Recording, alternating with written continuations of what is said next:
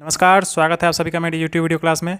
यह video Bihar board कक्षा 9 के गणित विषय पर है, जिसमें अध्याय 1 संख्या पद्धति के पहले भाग का अध्ययन करेंगे, जिसमें हम सीखेंगे संख्या रेखा, प्राकृत संख्या, पूर्ण संख्या, पूर्णांक, भिन्न संख्या और परिमेय संख्या। और ये सब सीखने के बाद हम फिर अंत में प्रश्नावली 1.1 को हल भी करेंगे। यह है आपका अध्याय 1 संख्या पद्धति। इसको इंग्लिश में कहते हैं नंबर सिस्टम। हम सबसे पहले इस पाठ के जितने भी महत्वपूर्ण तथ्य हैं उनको अच्छे से समझेंगे और उसको समझने के बाद फिर अंत में हम प्रश्नावली 1.1 को हल करेंगे। तो आपसे अनुरोध है कि जो भी महत्वपूर्ण तथ्य बताए जाएंगे उसका पहले अच्छे से समझें और इसके प्रश्नावली को आप खुद से बनाने का प्रयास करें। जब आपसे नहीं बने तब आगे आप वीडियो का सहारा लें और प्रश्नावली को भी हल करें। यह है आपका पहला टॉपिक संख्या रेखा। इसको इंग्लिश में कहते हैं नंबर लाइन। 8वीं कक्षा के प्रथम अध्याय में आप इसको अच्छे से समझ चुके हैं। 9वीं कक्षा के प्रथम अध्याय में भी आप इसको समझें अच्छे से, आपके किताब में भी यह दिया है।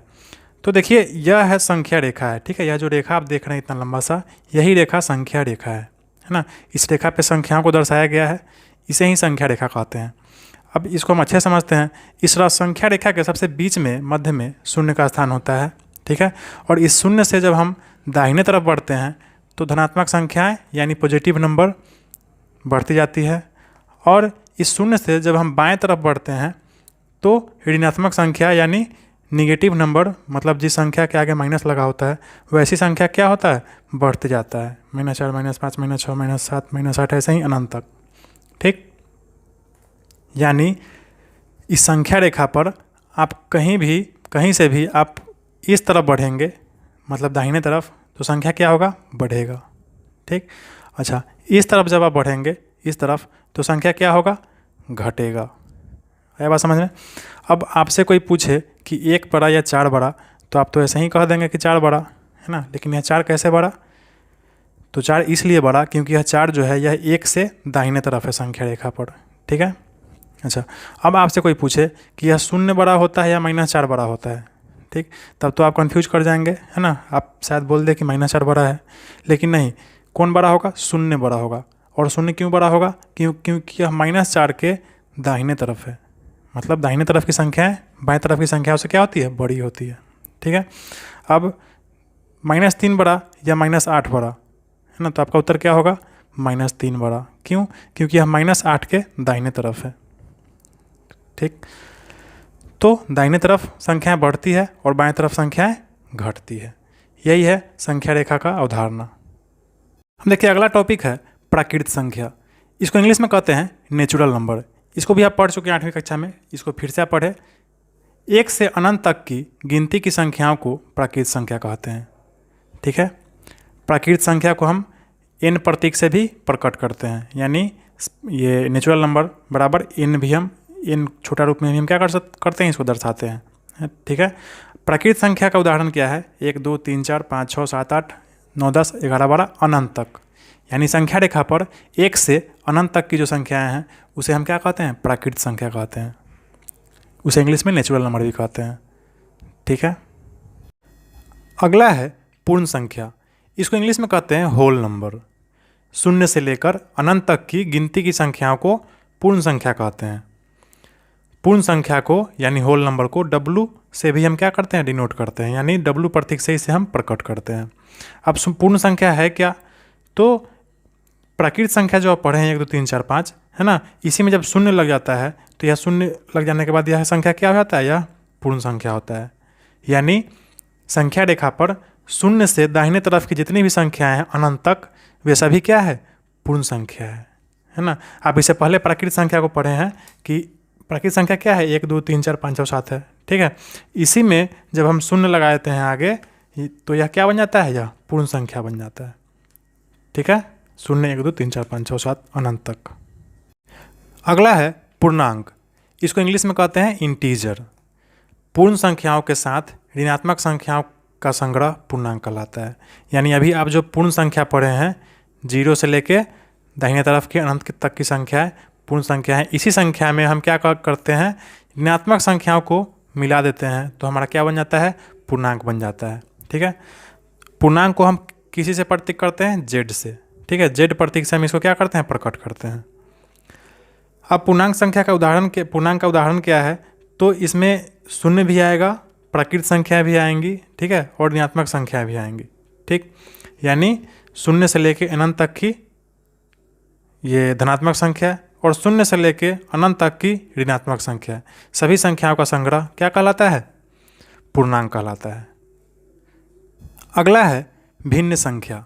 इसको इंग्लिश में कहते हैं फ्रैक्शनल नंबर। तो आप जानते होंगे बट्टा पर की संख्याएं भिन्न संख्या कहलाती है, जैसे 2/3, 1/2, -3/4, 8/200, ये सब क्या है? भिन्न संख्या है। 4, 5 ये सब भी भिन्न संख्या है। अब आप सोचेंगे कि 4 तो अकेला पूर्णांक है, या भिन्न संख्या कैसे हुआ? तो आप ध्यान रखिए कि 4 के नीचे आप बटा में 1 लिख सकते हैं, है ना। इससे इस 4 को कोई फ़र्क नहीं पड़ेगा, यह 4 का 4 ही रहेगा। तो यह भी एक तरह से भिन्न संख्या हुआ, ठीक है। अब 5 देखिए, 5 के नीचे भी आप 1 लिख सकते हैं, 5/1, है ना। यह 5 का 5 ही रहेगा, क्योंकि 1 से भाग देने पर वह संख्या उतना ही का उतना ही रह जाता है। तो यह 5 भी भिन्न संख्या हुआ। तो पूर्णांक को भी भिन्न संख्या कहलाता है, ठीक है। और यह सब भी क्या है? भिन्न संख्या है। तो भिन्न संख्या आप समझ गए। अब देखिए अगला है परिमेय संख्या। इसको इंग्लिश में कहते हैं रेशनल नंबर, ठीक है।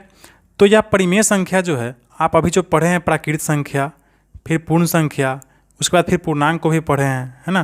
प्राकृत में आप पढ़े हैं 1 से लेकर अनंत तक की गिनती की संख्या प्राकृत कहलाती है। उसमें शून्य जोड़ देने पर वह क्या हो गया? पूर्ण संख्या हो गया, ठीक है। अच्छा, उसमें ऋणात्मक संख्या जब जोड़ दिए तो वह पूर्णांक हो गया, ठीक है। अच्छा, इस पूर्णांक में जब हम भिन्न की संख्याएं जोड़ देते हैं, भिन्न वाली संख्याएं यानी ये सब संख्याएं जब जोड़ देते हैं, तो यह कुल मिलाकर यह क्या बन जाता है हमारा? यह परिमेय संख्या कहलाता है, ठीक है। इन सभी संख्याओं को जब हम जोड़ देते हैं तो हमारा क्या बनता है? परिमेय संख्या। हम देखिए यह 1, 2, 3, 4, 5 यह क्या है? यह प्राकृत संख्या है।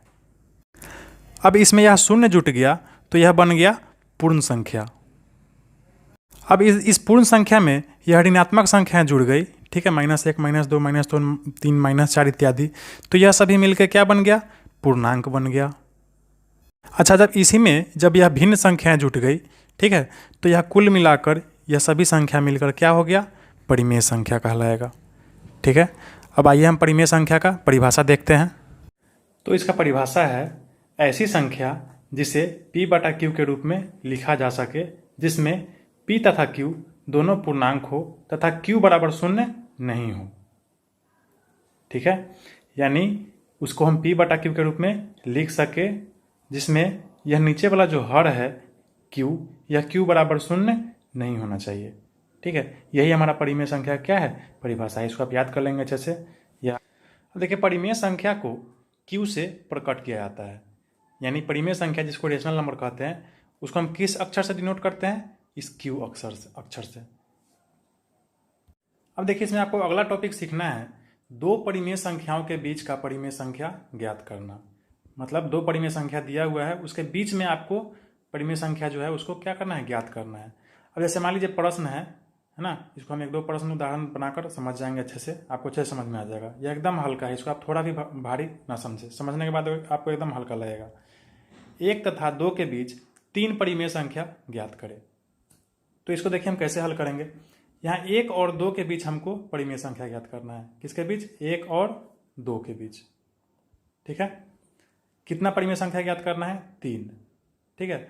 तो 3 से हम क्या करेंगे? 3 हमको ज्ञात करना है, तो हम 1 इसमें जोड़ देंगे, हम 4 कर लेंगे, ठीक है। अच्छा, हम इस दोनों संख्या में इस 4/4 से गुना कर देंगे। अच्छा, आप एक बात समझिए कि 4/4 से अगर हम गुना करेंगे तो इससे कुछ फर्क पड़ेगा? कोई फर्क नहीं पड़ेगा। क्यों? क्योंकि 4/4 जो है यह कट के क्या हो जाएगा? 1 हो जाएगा, ठीक। और किसी भी संख्या में हम 1 से गुना करते हैं या भाग करते हैं तो उस संख्या पर कोई प्रभाव नहीं पड़ता है, वह उतना ही का उतना ही रहता है। तो हमको कितना परिमेय संख्या ज्ञात करना है? 3 परिमेय संख्या। हम क्या करेंगे? इससे 1 बढ़ा देंगे 4, और 4/4 से हम इसमें गुना कर देंगे, दोनों में 4/4, इसमें भी गुना कर देंगे 4/4, ठीक। अब देखिए क्या हो जाएगा। जब हम इसमें 1 में 4/4 से गुना किए तो यह हो गया 4/4। देखिए यह 4 और 4 कट के फिर 1 हो जाएगा, आपका संख्या उतना ही का उतना ही रह जाएगा। अब देखिए फिर इस 2 में हम 4/4 से गुना करेंगे तो क्या हो जाएगा? 2 चौका 8/4, ठीक है। यह हो गया 4/4, यह हो गया 8/4। या देखिए 4 और 8, 4 दूना 8, 2 मरतबे कटेगा तो यह भी 2 हो जाएगा, है ना, यानी उतना ही का उतना ही रह जाएगा। हम इसको परिमेय संख्या ज्ञात करने के लिए 4/4 और दोनों में 4/4 से हम क्या किए हैं, गुना किए हैं। अब देखिए यहाँ 4/4 हो गया, यहाँ 8/4 हो गया। अब हम इसके बीच का परिमेय संख्या हम कैसे ज्ञात करेंगे, देखिए 4/4 है तो अगला हो जाएगा 5/4, ठीक है, उसका अगला हो जाएगा 6/4, उसके अगला हो जाएगा 7/4, उसके अगला तो 8/4 यहाँ है ही। तो इस दोनों के बीच 3 परिमेय संख्या ज्ञात हो गया एकदम आसानी से। अब देखिए इसको हम और अगला प्रश्न से समझाते हैं, आपको एकदम अच्छे से समझ में आ जाएगा आपको। अब देखिए अगला प्रश्न है 2/3 तथा 4/3 के बीच 4 परिमेय संख्या ज्ञात करें, ठीक है। इससे पहले आप पूर्णांक के बीच परिमेय संख्या ज्ञात करना सीखें। अब देखिए भिन्न संख्याओं के बीच भी हम सीख लेते हैं कैसे निकालते हैं। तो एकदम सेम वही फॉर्मूला है जो हम पहले प्रश्न में अपनाए हैं। 2/3 और 4/3 के बीच कितना परिमेय संख्या ज्ञात करना है, 4। हम पिछला प्रश्न में क्या किए हैं, 4 में 1 जोड़ दिए। हमको जितना परिमेय संख्या ज्ञात करना होता है उसमें 1 जोड़ देते हैं, ठीक है। तो क्या हो जाएगा 5, ठीक है। अब हम इस दोनों में कितना से गुना करेंगे, 5/5 से, ठीक, क्योंकि 5/5 से गुना करने से कोई फर्क नहीं पड़ेगा, यह 5 और 5 कट के 1 हो जाएगा, ठीक है। अब देखिए हमारा कितना है, 2/3 है और यह है 4/3। इसके बीच हमको कितना परिमेय संख्या ज्ञात करना है, 4। तो हम 4 में 1 जोड़ देंगे, 5/5 से इस दोनों में गुना कर देंगे, 5/5, इसमें भी 5/5। इसे गुना करने से इस संख्या पर कोई प्रभाव नहीं पड़ेगा, ठीक है, उतना ही का उतना ही रह जाएगा। क्या होगा, देखिए 5 दूना 10/5 तिहाई 15 हो जाएगा और यह हो जाएगा 5 चौका 20/5 तिहाई 15, ठीक है। अब इस दोनों के बीच जो परिमेय संख्या है आप उसको आसानी से लिख ले। 10/15 के बाद क्या आएगा, 11/15, ठीक है। इसके बाद क्या आएगा, 12/15, उसके बाद क्या आएगा, 13/15, उसके बाद क्या आएगा, 14/15, है ना, उसके बाद क्या आएगा, 16/15। देखिए वैसे ही 17/15, 18/15, 19/15, है ना। आपको कितना ज्ञात करना था, 5 ज्ञात करना था। तो 1 2 3 4 5 ज्ञात हो गया, ठीक है। तो हम ऐसे ही ज्ञात करते हैं परिमेय संख्या को। अब देखिए एक नोट करने वाला एक महत्वपूर्ण पॉइंट है जिसे आप अपने कॉपी में लिख लेंगे, याद कर लेंगे। समझ ले, किसी दो दी हुई परिमेय संख्याओं के बीच, अभी जो आप परिमेय संख्याओं के बीच परिमेय संख्या निकाल रहे थे, है ना, तो आप जितना बोला जा रहा था उतना ही निकाल रहे थे। जिसमें 4 बोला जा रहा था प्रश्न, वो 4 निकाल रहे थे आप। 5 बोला जा रहा था तो आप 5 निकाल रहे थे बीच का परिमेय संख्या। लेकिन किन्हीं दो दी हुई परिमेय संख्याओं के बीच अपरिमित रूप से अनेक परिमेय संख्याएं होती है। मतलब किसी दो परिमेय संख्या के बीच आप जितना चाहें उतना परिमेय संख्या ज्ञात कर सकते हैं, ठीक है। आप लाखों ज्ञात कर सकते हैं, हजारों ज्ञात कर सकते हैं, है ना। जितना आप चाह सकते हैं उतना आप परिमेय संख्या ज्ञात करते हैं। कहने का मतलब अपरिमित रूप से अनेक परिमेय संख्या होती है। कहाँ होती है, दो दी हुई परिमेय संख्याओं के बीच, ठीक है। अब हम चलते हैं अभ्यास प्रश्नावली की तरफ। यह है प्रश्नावली 1.1। आपसे अनुरोध है कि प्रश्नों को आप खुद से हल करने का प्रयास करें। नहीं हल हो, नहीं थोड़ा दिक्कत हो, तब आप आगे वीडियो का सहारा लें, ठीक है। और आप वीडियो का सहारा लेकर वीडियो से आप समझ ले, फिर उसके बाद भी आप क्या करें, प्रश्न को खुद से हल करने का प्रयास करें। क्योंकि जब तक आप खुद से नहीं हल करेंगे आपको समझ में अच्छे से नहीं आएगा। तो देखिए यहाँ पहला प्रश्न है, क्या 0 एक परिमेय संख्या है? क्या इसे आप p/q के रूप में लिख सकते हैं, जहाँ p और q पूर्णांक है और q बराबर 0 है, 0 नहीं है। तो इसको आप पढ़ चुके हैं कि 0 एक परिमेय संख्या है। इसको हम ऐसे हल करेंगे। प्रश्न 1, हाँ 0 एक परिमेय संख्या है, क्योंकि यह जो परिमेय संख्या हम लोग पढ़ रहे थे उसमें हम क्या देखे थे कि प्राकृत संख्या, पूर्ण संख्या, पूर्णांक, भिन्न संख्या सभी मिलकर क्या बन रही थी, परिमेय संख्या। तो यह जो 0 है यह पूर्ण संख्या है ना, परिमेय संख्या के अंतर्गत आता है, इसलिए 0 तो एक परिमेय संख्या है। अब प्रश्न है कि क्या इसे आप p/q के रूप में लिख सकते हैं? तो इसका उत्तर होगा हाँ, 0 को हम p/q के रूप में लिख सकते हैं, ठीक। हम क्या कर सकते हैं, 0/1 लिख सकते हैं। अब आपको पता है किसी भी संख्या में हम 1 से भाग दे सकते हैं, वो संख्या उतना ही का उतना ही रहेगा। तो 0 में भी जब हम 1 से भाग देंगे तो यह कितना हो जाएगा, 0 ही रहेगा। अब देखिए इसमें एक और बात है, क्या इसे आप p/q के रूप में लिख सकते हैं, जहाँ p और q पूर्णांक है ना, और q बराबर 0 नहीं है। तो यहाँ देखिए p और q, हम इसको p माने हैं और इसको q माने हैं, तो p भी पूर्णांक है और q भी पूर्णांक है। ठीक है, संख्या रेखा पर यह दोनों पूर्णांक है। और q जो है यह नीचे 1, यह शून्य नहीं है ना, इसको भी यह फॉलो कर रहा है। ठीक है, तो आपका उत्तर यहाँ पे जस्टिफाई हुआ कि हाँ शून्य एक परिमेय संख्या है और इसे हम p बटा q के रूप में भी ऐसे लिख सकते हैं, जहाँ q बराबर शून्य नहीं है। q बराबर कितना है, 1 है। ठीक है, अब देखिए आपका अगला प्रश्न है 2 नंबर, 3 और 4 के बीच 6 परिमेय संख्या ज्ञात कीजिए। तो परिमेय संख्याओं के बीच का परिमेय संख्या ज्ञात करना आप सीख चुके हैं। देखिए इस प्रश्न को हम कैसे हल करेंगे। तो 3 और 4 के बीच 6 परिमेय संख्या ज्ञात करने के लिए आप सीख चुके हैं। हम सबसे पहले क्या करते हैं कि हमको जितना परिमेय संख्या ज्ञात करना होता है, हमको कितना परिमेय संख्या ज्ञात करना है, 6। तो हम क्या करते हैं, इसमें 1 बढ़ा के हम इसमें बटा करके गुना कर देते हैं। 6 में 1 बढ़ेगा तो कितना हो जाएगा, 7 हो जाएगा। यानी 7/7 से हम क्या करेंगे, इस दोनों में गुना कर देंगे। अच्छा, 7/7 से गुना करने पर कोई फ़र्क नहीं पड़ेगा, क्योंकि 7 और 7 कट के 1 हो जाएगा, है ना। और किसी भी संख्या में 1 से गुना होता है तो कोई फ़र्क नहीं पड़ता है। तो हम क्या करेंगे, 3 गुने के 7/7 कर देंगे और फिर 4 में भी हम 7/7 से गुना कर देंगे। ठीक है, यह कितना हो जाएगा, 7 या 21/7 और यह हो जाएगा 7 चौका 28/7 हो गया। अब हम क्या करेंगे, इस दोनों के बीच 6 परिमेय संख्या आसानी से हम ज्ञात कर लेंगे। 21/7 के बाद क्या होगा, 22/7, इसके बाद 23/7, इसके बाद 24/7, इसके बाद 25/7, इसके बाद 26/7, इसके बाद 27/7, इसके बाद 28/7, इतना है। ठीक है, तो देखिए 1 2 3 4 5 6 परिमेय संख्या जो है आप ज्ञात कर लिए आसानी से, है ना। 3 और 4 के बीच एकदम आसान प्रश्न है ऐसा प्रश्न को हल करना। हम देखिए अगला प्रश्न है 3 नंबर, 3/5 और 4/5 के बीच 5 परिमेय संख्या ज्ञात कीजिए। ठीक है, यह देखिए पूर्णांक था, यह बटा वाला ये संख्या है ना। इस दोनों के बीच हमको क्या करना है, 5 परिमेय संख्या ज्ञात करना है। तो इस प्रश्न को देखिए हम कैसे हल करेंगे। यहाँ देखिए 3/5 और 4/5 के बीच हमको कितना संख्या ज्ञात करना है, 5 परिमेय संख्या। हाँ, वो क्या बताया है, इसमें 1 जोड़ के उतना बटा से हम गुना कर देंगे। 5 में 1 जोड़ेंगे तो क्या हो जाएगा, 6। 6/6 से हम क्या करेंगे, इस दोनों में गुना कर देंगे। ठीक है, 6/6 से गुना करने में कोई फ़र्क नहीं पड़ेगा, क्योंकि 6 क्या हो जाएगा, 1 हो जाएगा। ठीक है, अब देखिए इसमें हम क्या करेंगे, 6/6 से गुना कर देंगे, इसमें भी 6/6 से गुना कर देंगे।